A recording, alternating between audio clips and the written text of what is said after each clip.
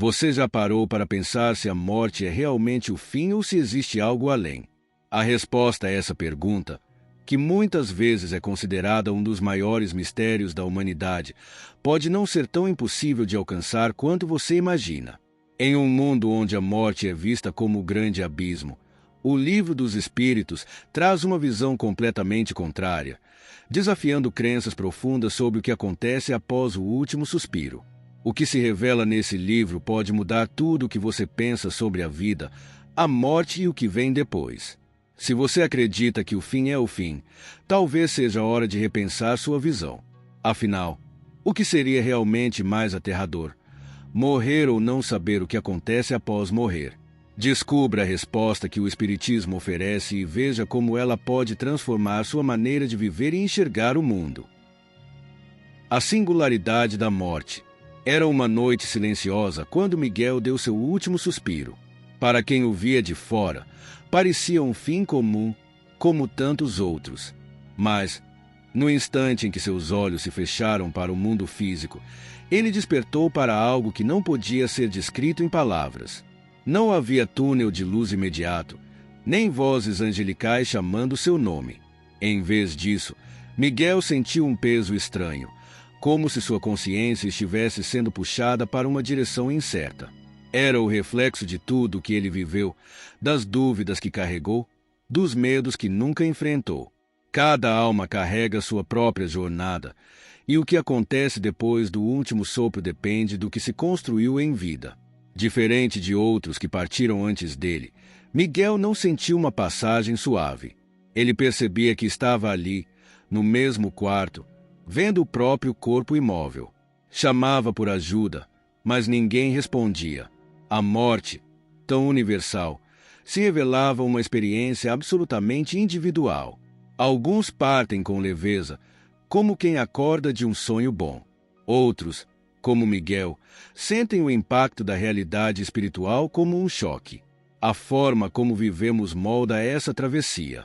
Quem se apega demais à matéria, à dor, ao orgulho ou ao medo, pode sentir dificuldade em se desprender. A morte não é um simples apagar de luzes, mas um reflexo fiel da consciência de quem parte. Enquanto Miguel tentava entender o que estava acontecendo, percebeu que certos detalhes da sua nova condição começavam a ficar evidentes. Ele não sentia dor, mas havia uma inquietação, uma sensação de que algo estava incompleto. A verdade é que a morte não nos transforma em algo novo, apenas nos revela o que sempre fomos. Por isso, cada um experimenta a transição de forma única. O que era um mistério para os vivos, para Miguel agora era uma realidade. O fim do corpo não significa o fim do ser. Mas para onde iria a partir dali? Diferentes experiências espirituais. Miguel não sabia onde estava, mas sentia que algo o envolvia. Ele não estava sozinho. Ao seu redor, várias sombras pareciam flutuar, como se aguardassem por algo. Em sua mente, uma pergunta ecoava: onde estou? De repente, uma presença se materializou à sua frente, trazendo consigo uma sensação de familiaridade. Era um guia, uma espécie de mentor espiritual. Ele explicou que Miguel estava agora em um dos muitos reinos espirituais, um lugar intermediário entre o mundo físico e o verdadeiro lar da alma. Este local, chamado de Umbra, era para espíritos que ainda estavam presos a desejos, vícios ou arrependimentos não resolvidos. Cada espírito que chega ali tem uma experiência distinta, dependendo de suas escolhas e atitudes durante a vida. À medida que o guia falava, Miguel foi percebendo que ele não estava sozinho naquele espaço. Outros espíritos, com expressões de angústia, vagavam por ali, perdidos em seus próprios pensamentos. Alguns pareciam ainda não compreender completamente o que havia acontecido. Era como se estivessem em um lugar de transição, um limbo onde o espírito ainda não se libertou das correntes do mundo material. A realidade era que a Umbra não era um lugar de punição, mas sim uma oportunidade de reflexão e aprendizado. Os espíritos, embora doloridos, estavam tendo a chance de revisar suas escolhas e aprender o que havia sido negligenciado. Mas o guia de Miguel o alertou. Não era a única possibilidade para ele.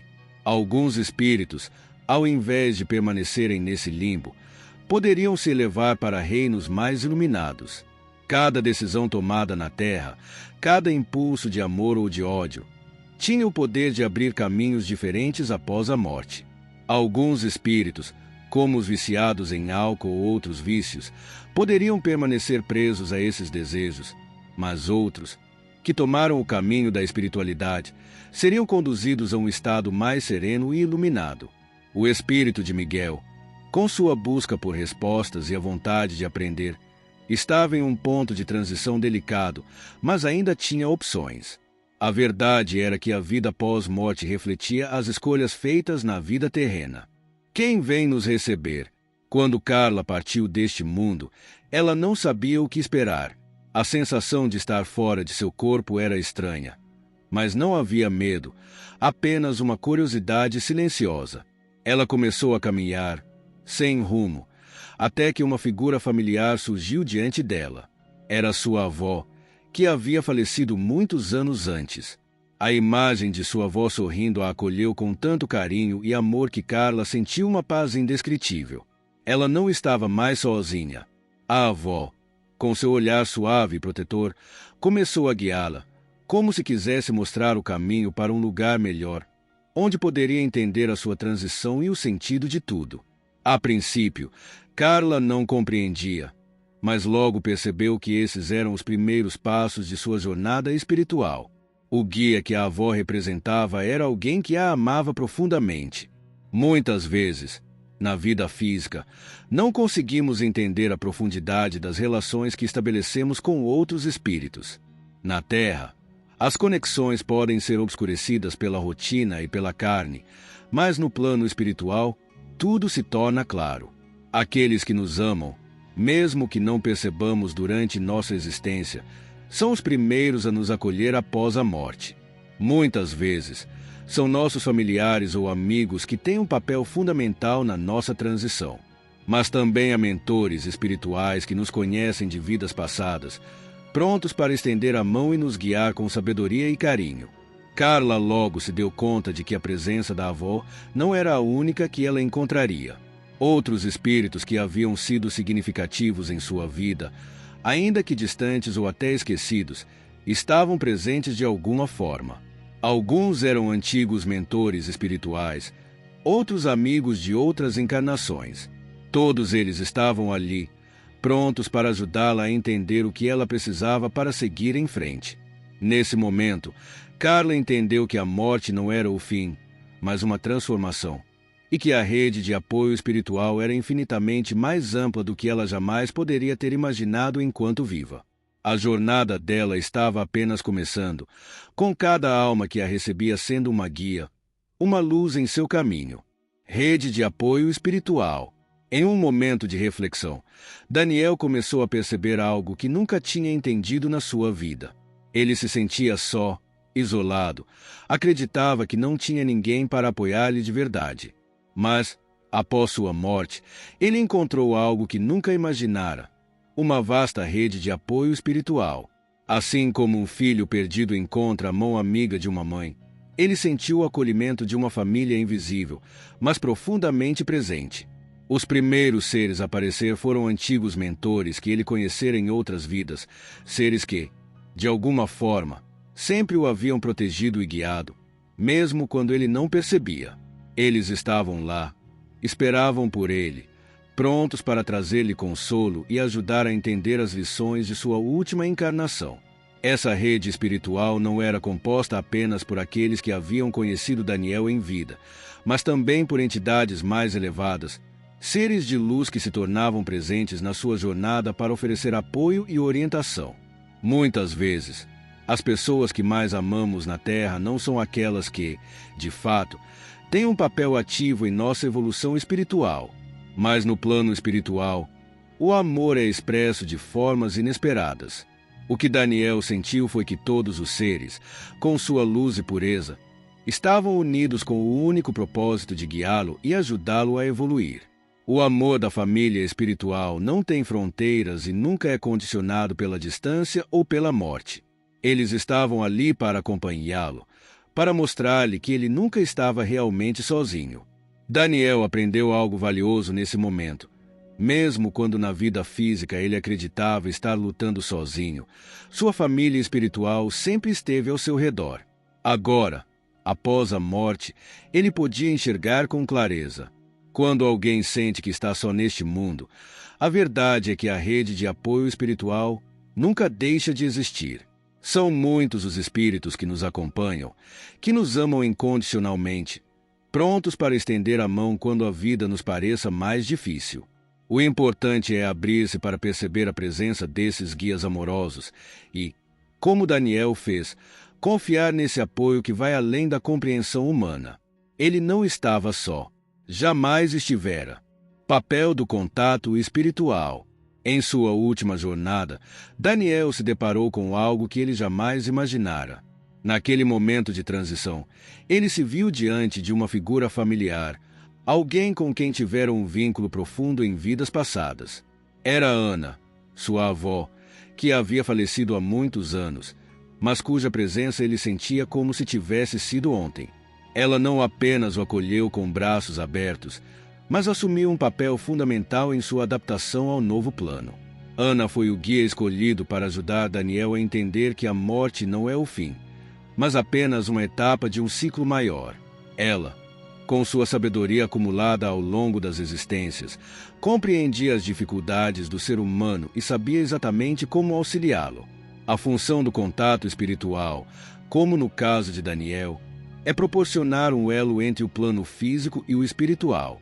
O guia escolhido, que muitas vezes é alguém querido ou com quem temos uma ligação kármica, serve como um mentor, auxiliando na adaptação e no entendimento do processo de transição.